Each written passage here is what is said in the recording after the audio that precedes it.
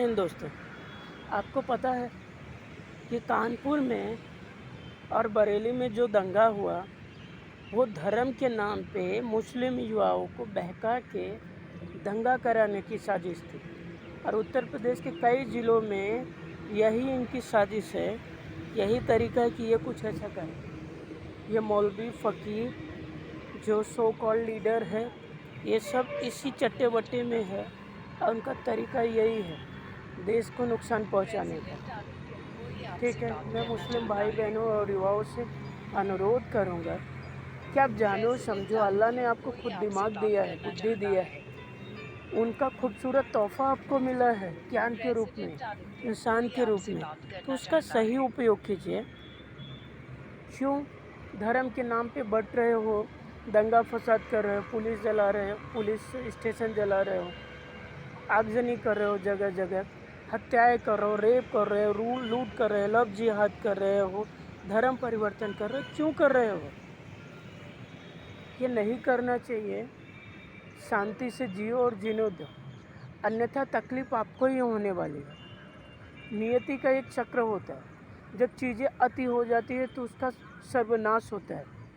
कोई न कोई किसी न किसी रूप में प्रकृति कर ही देती है।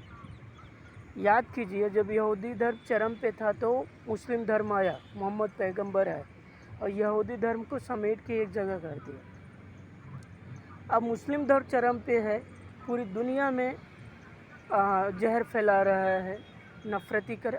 सब लोग नहीं, सब बुरे नहीं हैं, लेकिन कुछ लोगों की वजह से पूरा धर्म बदनाम हो रहा है। तो उन कुछ लोगों के खिलाफ खड़ा होने की भी जवाबदारी हमारी है।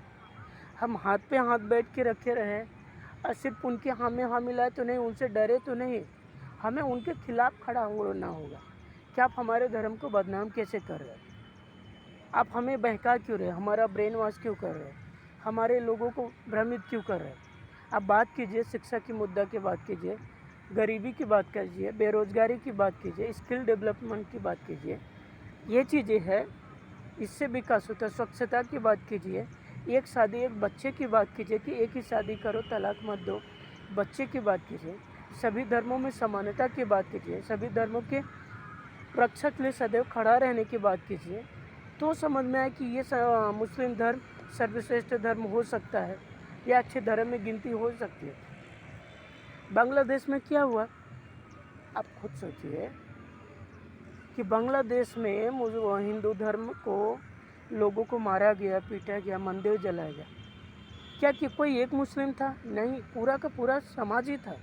अब कोई मुस्लिम नेता, कोई पूरी दुनिया में ऐसा धार्मिक लीडर नहीं हुआ जो इसका विरोध किया।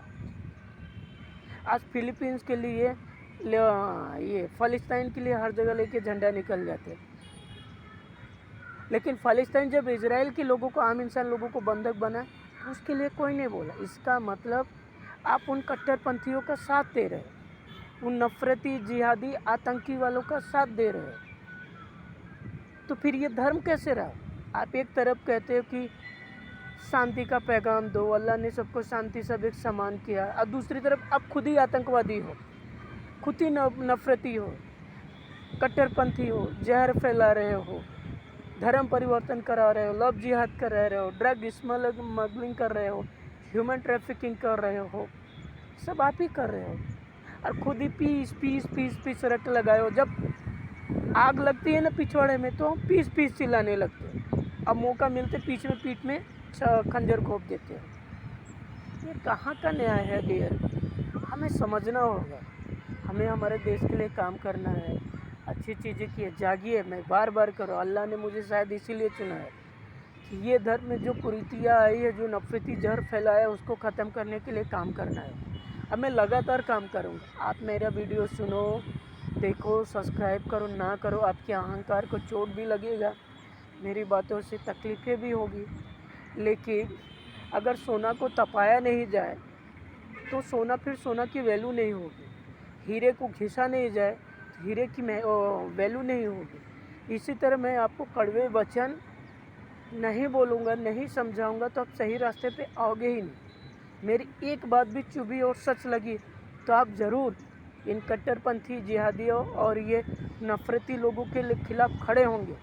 आप कौन होते हो उनको रोकेंगे, कानून के हवाले करेंगे, संदिग्ध गतिविधियों का लोगों को जानकारी देंगे। मुझे यकीन है एक दिन हिंदुस्तान का मुसलमान इन सभी लोगों को देश से बाहर कर देगा, कानून के हवाले कर देगा और हमारा भारत समृद्ध दुनिया के दूसरे देश अमेरिका, चाइना, रसिया, फ्रांस, जर्मनी, यूके, इस सभी देशों से आगे निकल जाएगा। हमारे देश का हर व्यक्ति सुरक्षित, समृद्ध और शक्तिशाली बनेगा। हर व्यक्ति एक दूसरे का सम्मान करेगा। ये होना ही है।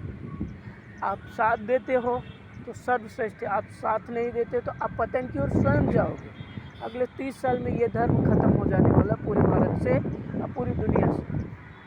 ये आप नोट कर लीजिए। अगर बदलाव की शुरुआत अभी से नहीं की गई तो यह सत्य है। ये अल्लाह का ही शायद जुबान मेरे मुंह से निकल रहा है, ये सत्य है। यहूदी धर्म की तरह सिमट जाएगा।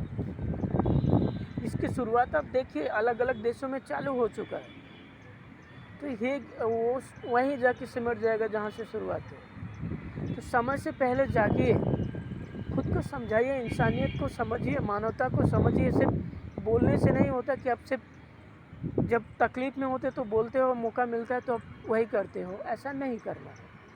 ठीक है, आइए मिल के भारत को सशक्त समृद्ध राष्ट्र बनाए और इन देशद्रोहियों को देश से बाहर निकाल दे। चाहे वो राहुल गांधी जैसे सोच वाले लोग हो, चाहे अखिलेश यादव वाले जैसे हो, ममता बनर्जी जैसे हो, महबूबा मुफ्ती हो, एसके स्टैंडिल हो, ओवैसी हो, ये ऐसे मदनी हो, ये सब जितने भी लोग हैं धर्म के ठेकेदार, कट्टरपंथी, नफरती, जिहादी, इनको समूल जड़ से उखाड़ फेंकते और भारत को सशक्त राष्ट्र बनाने में अपना योगदान देते। जय हिंद।